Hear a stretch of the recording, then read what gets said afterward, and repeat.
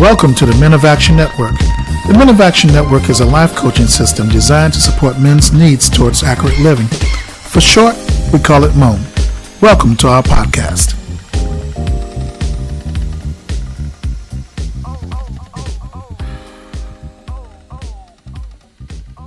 Well, guys, we're back again. Yes. And we're ready to work.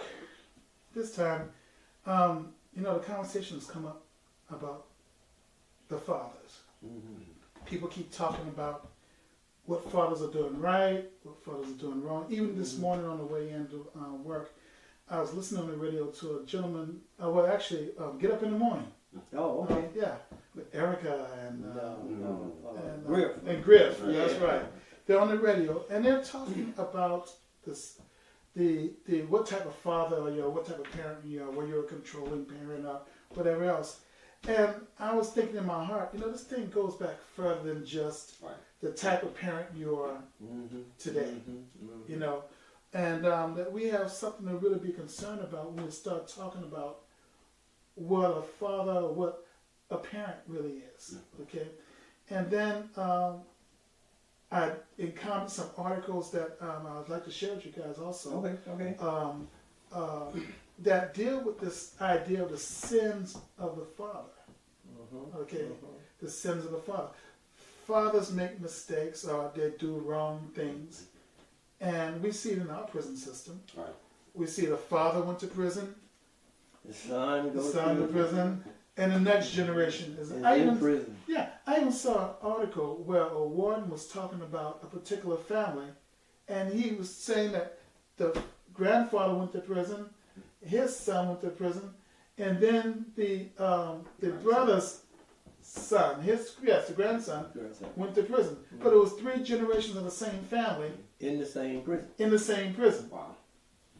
And I look at failures in families the same way. I see families that have failed in the dad. Dad got somebody pregnant out of wedlock. Here comes Junior. Come get somebody pregnant out of wedlock. And now there's little Sammy getting somebody pregnant. Out of wedlock. So I guess our conversation should be about the sins of the father. I was watching an article that CNN guy, Anderson Cooper. Yes, yeah. He did an article, well, actually, he wasn't doing it for CNN, he was doing it for 60 Minutes. And they were talking about the father who was a patriotic somebody in North Korea, said something sideways against the government. They took him at night to prison, but they didn't just take him. They took his entire family. Okay, the whole household to the prison. Why? The whole house. Because there's a law in Korea that says that if you're a political prisoner, not just you go, but anybody who could have possibly been infected by your rhetoric or could have aided you and supported you with that mentality. In this case, his family. His family. They all got to go to prison. Wow. Okay? So there's a side for the political prisoner and a side for the family. Okay? But what's even worse is that they have to stay there for 3 generations. Ooh. So that's father, his son, and of course grandson. Exactly. 3 generations. We have here directly in the States is that manhood and of course the whole thing about a father is not really defined in a way that boys or even men can fully understand. It's a presupposition as to what a father is. And therefore we run with what that idea of father is. So even though it's not exactly North Korea, okay, I can live at home and have my dad and my mom there, and based on what my dad does, I'll imitate what I see. Okay. Not necessarily because it's right, but that's because that's my norm. That's your model. That's what I see, and the model that I have formed is based on what I have lived. Okay. And therefore, even though it's not a bondage of a person, it's still some kind of bondage because what we don't teach is that every man has the right to learn and look and change. If he doesn't change, you still have this bondage where I'm imitating bad behavior anyway. Okay. Okay, the value system. my value system may be one of bad choices. Mm-hmm. And those choices is I drink a lot, I do drugs, I do all the wrong things. But my son and my daughter, if I have them, they see me doing this, and that models them to say, oh, okay, that's okay for me to do too. Mm-hmm. On the other hand, you see the father working hard, coming home, taking care of the family, being there to help the children learn, you know, going over homework and all that kind of stuff. Right. You see the father loving the wife, Right. his mate, loving. So that is the good choices, and those children see, oh, this is what love look like. This is what a father look like. So when the girl, say, grows up, she sees her father in her mind, and she look for that Right. in the guys that she may date. Right. So it's going to change her level Right. of choice making. But on the other hand, that bad father that was drinking and all that other stuff. Carousing. Yeah. Carousing. Or caressing. Yeah. This yes. It's an old saying that says, children live what they live, and they live what they learn. Yes. Right. And for a long time, I never fully understood that. But then after a while, as you get older and life changes and you have to adapt Right. and you have to change, you realize. Now here's the thing. Now, my dad was a certain way. Love my dad more than anything else. Okay? However, there are things that I see in my dad that I know I don't want. Okay? And my home was good. You know, I had a dad and a mom. They look after me. My brothers, my sister, thank God for that. Right. You go back to choices again. There are things that even though you come from a well-groomed home, that still may not be good for you just because it's good for them. Right. So there has to be a consciousness that says, okay, let me look at this. What can I improve upon when it comes to my child? So when the time comes and my child is here, I can make those tweaks in my own life that make me a much better father. Two aspects. One, if the father is the head of the culture, and he's going to have 3 generations, Right. 3 generations of good means businesses are passed down through the Right. family. Yes. It means that investments are passed down through the family. You know, I bought this Sears and Roebuck stock Right. back when Right. your mom and I first got married. Yeah. You know, that kind of talk. Yeah, there You was know, a nickel. Yeah, and it was a nickel a share, right? You know, and now it's 300 and something a share, Right. and I'm passing that down to you, and I own 1,500 shares of it. And now Junior can say, "Daddy, I really love you." You know. And today is our second installment of Sins of the Father. I hope you enjoyed last week. This week we're talking about what is a man. And interesting story behind that selection topic. I'll let David tell his story, how it came up. What's a man? It's I think right now that for me as a person, a part of my struggle is really trying to define what that is, and it's not because I don't really know what that is. It's because of the only example of a man that I've known is my dad. Right. But there's a lot more to just my dad. Okay. Because my dad was being a man in the way that he knew. Okay. So there's some kind of responsibility that I have to find out what a man is Right. beyond just the scope of my daddy. Right. Yeah. Right. Yeah. That's true. I think if we look at also segments of time, people have an expectation of what they believe a man is. Yeah. Back in my dad's day, you bring home the food, you bring home the money, you work hard, and you grunt at everybody else. Well, that was your job as a man, is to provide for the family. Okay. Small aspect. Small aspect, yeah. Yeah. There's other aspects, But you know. Yeah. is he the sole provider of the family? Not today. Well, but even biblically, was he the Right. sole provider of the family? Well, it doesn't say. Okay, but the thing of it is that biblically in ancient times, women did have businesses, own businesses, successful businesses, Okay. while the man also did his thing. Right. And a lot of times, a man in those days, his job was being a soldier. So before we load up on the man, we need to decide where our value system of what a man Oh yeah. is Oh, yeah. and where it really comes from, and then try to figure out where we are today. 'Cause Right. I don't think I don't think we got a lot of issues.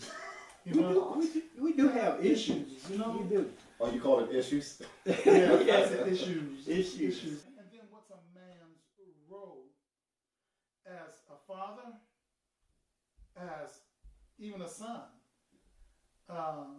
as a single man, as a man with a family? You know, I mean, what's a man? Yeah, yeah. Right. One thing we have to look at is the value system of the person. Okay. What is their value system? Where do they get it from? Okay. If there's a strong male presence in the family, Okay. you know, whether it be an uncle, a nephew, anybody, you know, that son and probably that daughter will look at that and say, I want to be like that. And Okay. when they get those value systems from there, I want to be strong. I want to be have integrity. I want to be accountable. I want to. Okay. And then they work toward that to build their value system. The problem is, a lot of times our people value system is built on false precepts. Okay. Okay, but it goes back to, is my value system based on what I see, or is my value system based on my ability to see, to make some kind of informed decision, to formulate my own value system on top of that, or abstract from that, Right. and learn how to become a better part of what I know? Example, if I look at my dad, okay, once again, my dad is a great man, a pastor, great church, everything. But there are parts of that when I look at it now, that with my son, I make sure I change that, because, okay, you know, being a pastor is not just in the home. It's for members and different people, and he's taking on different roles. Yeah. So sometimes, you know, he's not necessarily home as he would like to, because, you know, obligations and responsibility. Yeah. So for me, I make sure that I don't take on a lot, so I can be a little bit more at home, you know, when it comes to my own son. So Then we got to There's a scale it back conversation. again. We got to Exactly. scale it back again. Exactly. Because just now, we even involved the role of what type of dimension your father operated out of. right. We added that he was a pastor, for example. My dad was also a pastor, so I can relate. I feel left out. So then you just added characteristics. Right. As a father, okay, this man that you spoke about, Anthony's dad, was what we would call, society would say, was a good man. Yeah. He took the responsibility of caring for his sons. He showed them love. He provided for them, even at his own self-sacrifice. Right. He was faithful Yeah. to his charge. So if we put that in our category of good things for a man to be, Right. it would be that he's loving, Yes. Definitely. he's faithful, Right. Yes. he's Caring. responsible, he's nurturing / caring, Right. okay, Self-sacrifice. self-sacrificing. Mhm. So why the heck we only get socks for Father's Day? Or a tie. Yeah. Or Man, that two. be pissing me off. I'm sorry. You know how to edit the tape. But serious. I mean, you know, if we provide and supposed to be loving, caring, self-sacrificing, and all these things. Why is it that men today are so then regulated to a position of so little esteem? Yeah. So little esteem. Yeah. When in essence, from what you guys also described earlier, it's that father who sets the Example. not only an example, but technically what you were really saying was the culture Right. of the family, the value Yeah. system of the family. But that's how it's supposed to be. Right? Yeah. But that's how it's You know. supposed to be. But Yeah. so you're saying that then fathers are undersold, undercared for? Yes. Okay. 100%. Okay. Without dealing with the culprits and who might be responsible, I think we can recognize that then we have a problem that we could say maybe men themselves are responsible for as well. Yes. Okay. If I'm not there, you know, What's the effects? if I'm philandering, back to caressing and carousing, Right. if I'm not legitimate and faithful to the people I'm supposed to be faithful to, then I've taken myself out of the picture. Right.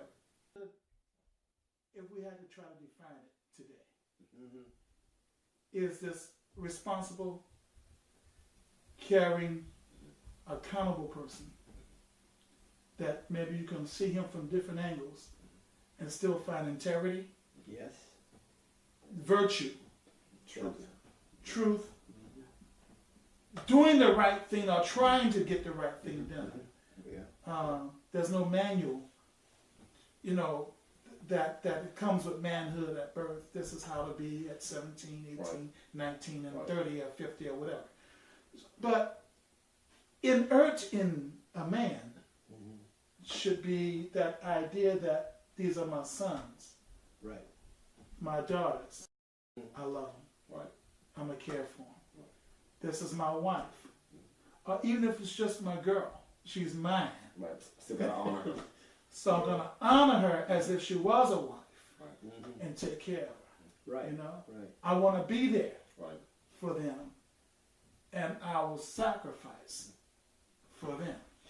And as we evolve as men, as we get older, we are adapting new value systems Right. that still keep our baseline of who we are. Right. Right. Because manhood is a constant evolving process. Yeah. You know, you can't be the same kind of man you were last year for this year.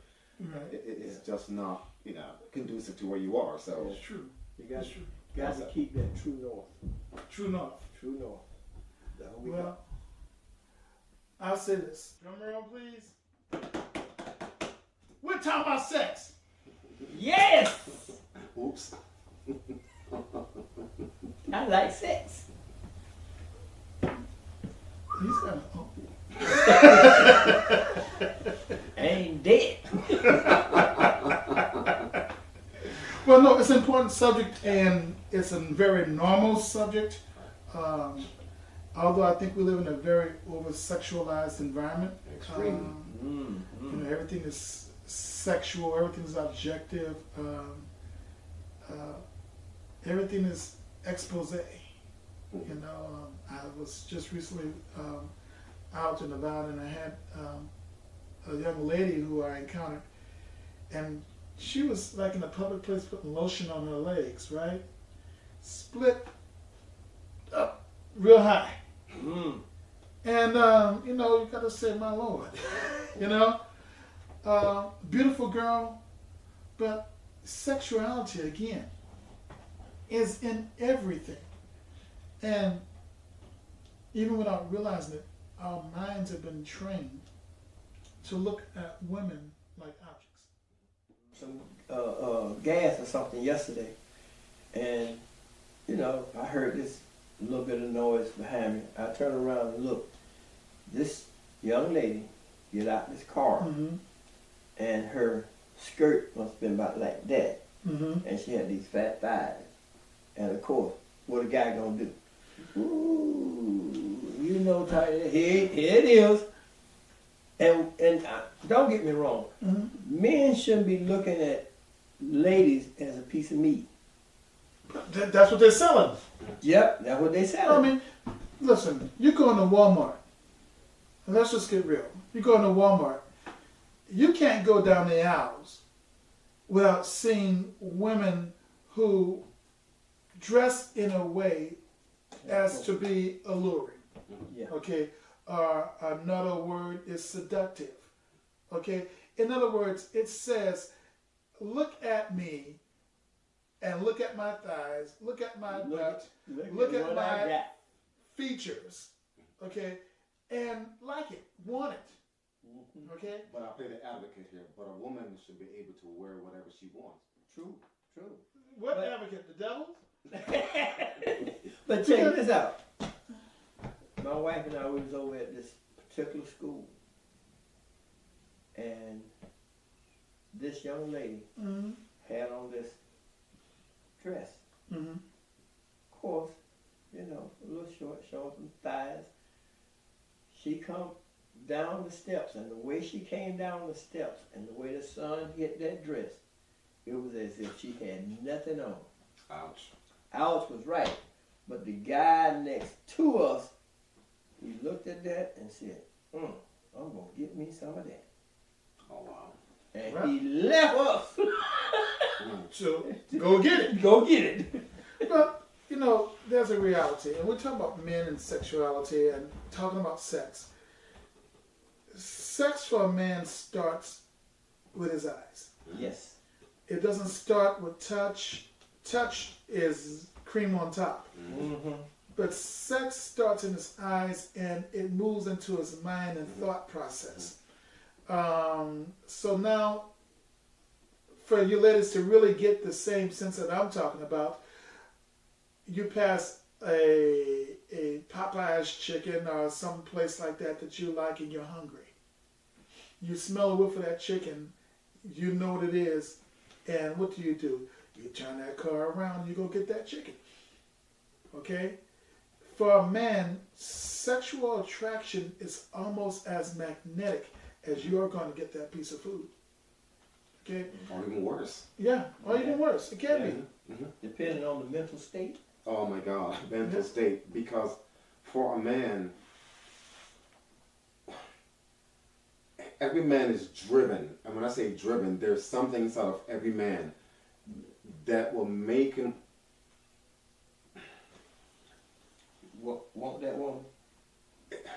It's not just a want. It's a craving. It's an overpowering desire to investigate, to get, of course, we call it your predator.